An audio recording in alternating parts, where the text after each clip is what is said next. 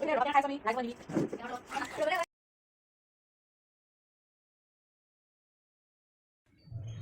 Friends, কি খবৰ? নিশ্চয় সকলোৰে ভালে আৰু বৰ্তমান ময়ো ঠিকে আছোঁ আপোনালোকৰ আশীৰ্বাদত। আজি মই আহিলোঁ ঘৰলৈ। আজি হৈছে শনিবাৰ আৰু বহুত দিনৰ মূৰত আজি ঘৰলৈ আহিলোঁ। সোণ মানুহৰ স্কুল বন্ধ আছে আৰু এইটো দেখিছেনে?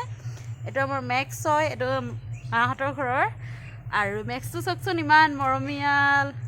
চাওকচোন ইমান ঠাণ্ডা ঠাণ্ডা মানে খটাসুৰ হয়, মোৰ ওচৰত আছে কাৰণে ঠাণ্ডাকৈ আছে। এইটো চাওক, দেখিছেনে? আৰু ইয়াৰ ইমান মৰম, আমালৈ ইমান মৰম ইয়াৰ। আমি একেবাৰে ঘৰলৈ আহিলে ই কেনেকৈনো একেবাৰে শুনে নহয়, কিমানেই উৎপাত কৰে, পূৰা আগবঢ়াই নিয়েহি আৰু আমাৰ থকালৈকে আমাৰ লগতে থাকে। একদম ৰাতি আপোনাৰ শুবলৈও তাৰ পৰা শান্তি নাই, পূৰা উৎপাত কৰি থাকে। আৰু ৰাতিপুৱা 5টাতে উৎপাত, মৰ্ণিং ৱাক কৰি খোজকাঢ়েগৈ সদায়। তাৰ মানে এইটো অভ্যাস হৈ গৈছে। তাক ৰাতিপুৱা 5টা বজাতে মায়ে তাক বাহিৰলৈ উলিয়াই নে প্ৰস্ৰাৱ কৰাবলৈ, আৰু ই মানে অকণমান খোজো কাঢ়ে মাৰ লগত। মেক্স হাই কৰি দিয়া, মেক্স হাই কৰি দিয়া, এনেকৈ কৰি দিয়া, হাই কৰি দিয়া।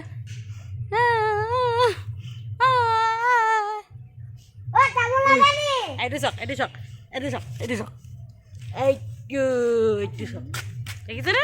এইটো চাওক, এইটো বা মেক্স। আৰু ইয়াৰ অকণো আমনি নাই, দেখিছেনে? ইমান আৰু সোনমানে উৎপাত নকৰিবা। এই চোৱা, এই চোৱা, খং উঠিব তাৰ। আৰু এইফালে চাওকচোন, ই চাওক ইমান হেৰি চোৱা, আমনি নকৰিবা তাৰ। আৰু আমি আজি ঘৰত সকলোৱে মিলি খাম ৰবাব টেঙা, আৰু আমাৰ খুৰীয়ে ৰবাব টেঙা যোৰ কৰি আছে আৰু আমি খাম। আৰু আপোনালোকক আমাৰ ঘৰৰ সন্মুখতে পথাৰখনৰ ধুনীয়া দৃশ্যটো অলপ দেখুৱাই দিম। ভিডিঅ'টো শেষলৈকে চাই থাকিব।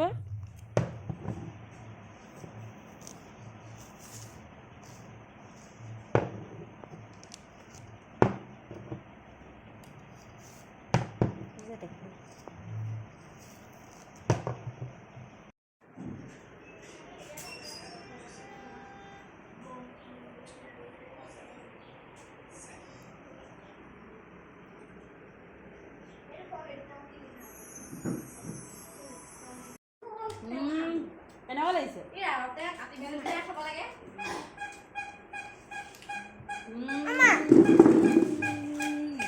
ইয়া হৈ গ'ল আৰু কিবা এটা দেখিলে কিবা এটা লাগে।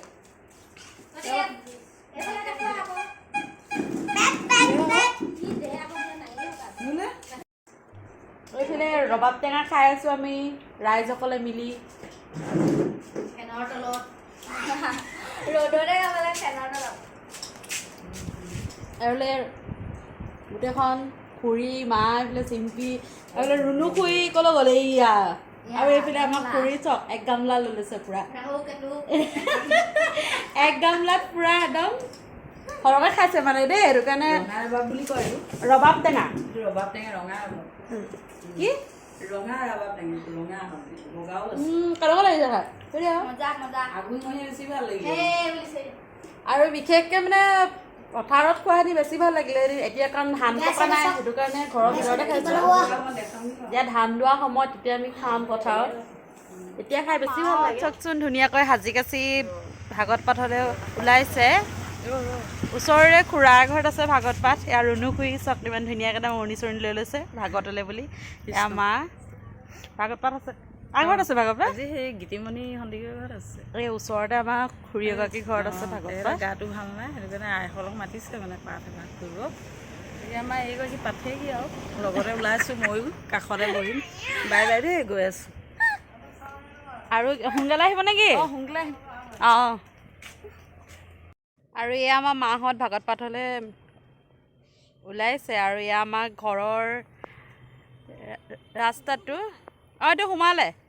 আৰু চাওঁচোন আৰু এইভাগ আমাৰ ঘৰৰ পৰা সোমাই আহি এইভাগ আমাৰ ঘৰৰ সন্মুখতে নামঘৰ ভাগ। আৰু এইখন চাওকচোন পথাৰখন, সোণালী পথাৰখন ইমান ধুনীয়াকৈ ধানেৰে উপচিছে আৰু লাহেকৈ ধানৰ থোকবিলাক হৈছে এইবিলাক।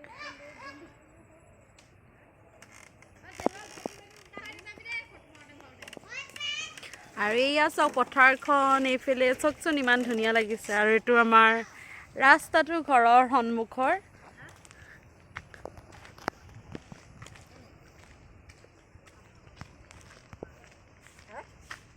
যা ৰণিক